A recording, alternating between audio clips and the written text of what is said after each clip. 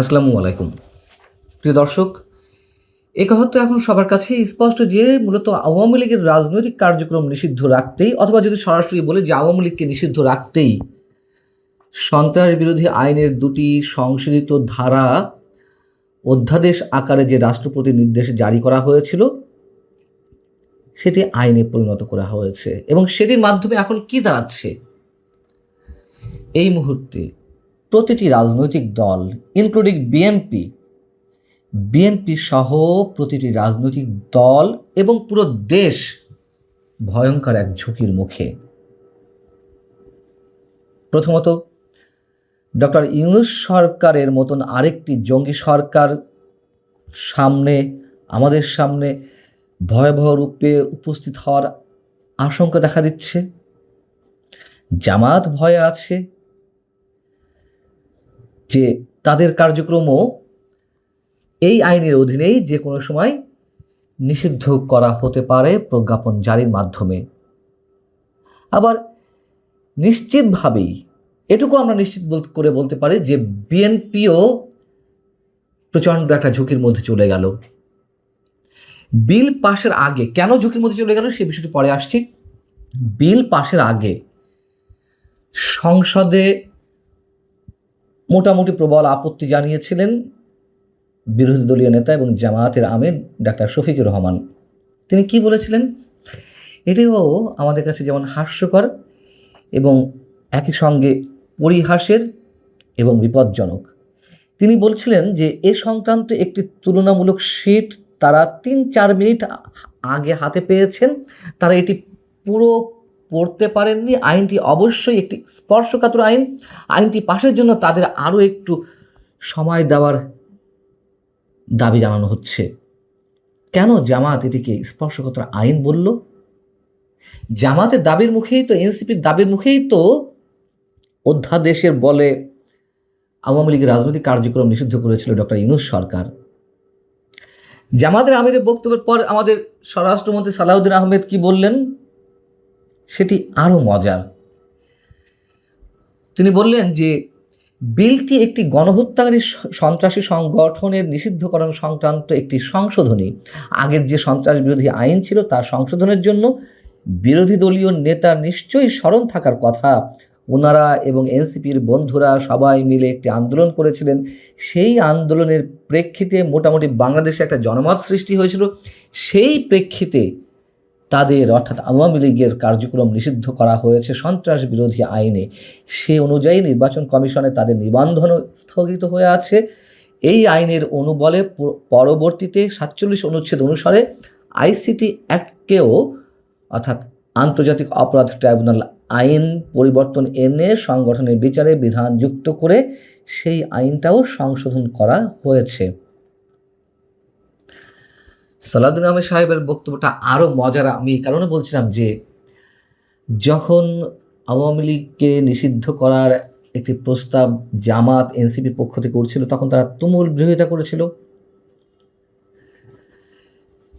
তারা সবসময় বলেছে এইভাবে নির্বাহী আদেশের মাধ্যমে কোনো রাজনৈতিক সংগঠন বা রাজনৈতিক দল নিষিদ্ধ করা ঠিক নয়।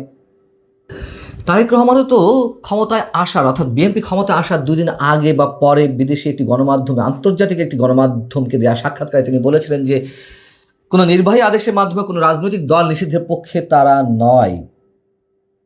তার কারণ আজ একটি রাজনৈতিক দলকে যদি নিষিদ্ধ করা হয় কাল হয়তো বিএনপিকেও করা হতে পারে। এবং এই যে আওয়ামী লীগকে যে নিষিদ্ধ করা হলো, রাজনৈতিক কার্যক্রম নিষিদ্ধ করা মানে এক অর্থে পুরো দলটাই তো নিষিদ্ধ অবস্থা থাকা, শুধু শব্দের কিছু হেরফের। এই আওয়ামী লীগ কি বিনাশ হবে? প্রশ্নই ওঠে না। 6 মাস পর অথবা 6 বছর পর আরও সংগঠিত হয়ে এই দলটি ক্ষমতায় আসবে, এটুকু বলা যায়। হয়তো আরও কিছু সময় লাগতে পারে, আসবে তো। তখন নিশ্চিতভাবেই বিএনপিকে নিষিদ্ধ করবে আওয়ামী লীগ। আবার আওয়ামী লীগের সময় আইন ঠিকই করা হয়নি কোনো রাজনৈতিক সংগঠন বা দলকে নিষিদ্ধ করার জন্য বা তাদের রাজনৈতিক কার্যক্রম নিষিদ্ধ করার পক্ষে। তবে আওয়ামী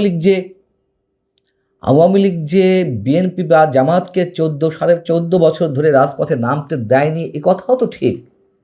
রাজপথে নেমেছে, তার উপরে হেলমেট বাহিনীর অত্যাচার, আক্রমণ, রাজপথে নেমেছে, তখন পুলিশি বাহিনীর নির্যাতন ঘটেছে তো এগুলো। অর্থাৎ তুমুল একটা রাজনৈতিক শূন্যতা তৈরি করা হয়েছিল। তখন গাছের পাতা পর্যন্ত বলতো আওয়ামী লীগ, আওয়ামী লীগ। তখন থেকে বলে আসছি, এই যে রাজনৈতিক শূন্যতা সৃষ্টি করা হচ্ছে, এর পরের স্টেজ হচ্ছে জঙ্গিবাদ বা চরমপন্থা, এবং তাই তো ঘটল। ডক্টর ইউনূস সরকার আমাদের সামনে আবির্ভূত হলেন ভয়ঙ্কর একটি শক্তি নিয়ে, জঙ্গিবাদী শক্তির প্রচ্ছন্ন সমর্থনে, তাদের উপরে ভর করেই তো ডক্টর ইউনূসের সরকার এসেছিল আমাদের সামনে। এখন যে রাজনৈতিক শূন্যতা সৃষ্টি করা হচ্ছে, যে কোনো মুহূর্তে, যে কোনো পরিস্থিতিতে, সেই হিসেবে আরও একটা জঙ্গি সরকার নিশ্চিতভাবে আমাদের সামনে আসতে যাচ্ছে। আতঙ্কে থেকেই এই কথাগুলো বলছি। আশাটা অস্বাভাবিক কিছু নয়। এবং জামাতও ভয়ে আছে এই একই অস্ত্র ব্যবহার করে, একই আইন ব্যবহার করে তাদেরকেও যে কোনো সময়, মানে তাদের রাজনৈতিক কার্যক্রমও যে কোনো সময় নিষিদ্ধ করা হতে পারে। এবং সেই ভয় থেকেই জামাতের আমির মোটামুটি প্রবল আপত্তি তুলে ধরেছিল।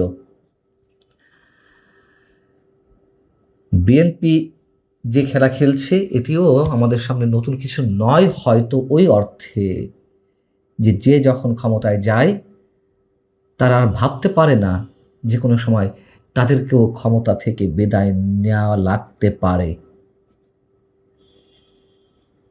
প্রতিটি দল ক্ষমতায় যাওয়ার সঙ্গে সঙ্গেই মনে করে আজীবনের জন্য তারা ক্ষমতায় এসেছে। কেউ নয়, পৃথিবীর কোনো শক্তির সাধ্য নেই তাদেরকে ক্ষমতা থেকে হটানোর। এবং আওয়ামী লীগ যতদিন না পর্যন্ত ফিরে না আসতে পারে খুব স্বাভাবিক প্রক্রিয়ায়, অনেকেই প্রশ্ন করছেন তাহলে কি আওয়ামী লীগ আন্ডারগ্রাউন্ডে চলে যাবে? হতে পারে। পৃথিবীর বিভিন্ন ধরনের ইতিহাস তাই বলে, এবং ইতিহাস এটিই বলে যে কোনো রাজনৈতিক দলকে নিষিদ্ধ করে তার আদর্শত্ব ধ্বংস করা যায়নি, বরং তারা ফিরে এসেছে আরও সর্বগ্রাসী রূপে হয়তো, অথবা তাদের কারণে পুরো রাষ্ট্র অস্থিতিশীল হয়ে ওঠে চরম এক বিভাজনের জায়গা থেকে। যেমন আমরা মিশরের মুসলিম ব্রাদারহুডের কথা বলতে পারি। এই সংগঠনটিকে নিষিদ্ধ করা হলো কথিত গণতন্ত্রের উত্তরণের পর। কি হলো তাতে? তারা আন্ডারগ্রাউন্ডে চলে গেল, এবং তার পরবর্তী কার্যক্রমগুলো সম্বন্ধে তো আমরা নিশ্চিতভাবে জানি। আওয়ামী লীগও আন্ডারগ্রাউন্ডে চলে যাবে কি না আমরা জানি না, তবে এর ফলটি নিশ্চয়ই কারোর জন্যই সুখকর নয়, এবং সবচেয়ে বেশি খেসারত দিতে হবে আমাদের মতো সাধারণ মানুষকেই। ভালো থাকুন সবাই। আল্লাহ হাফিজ।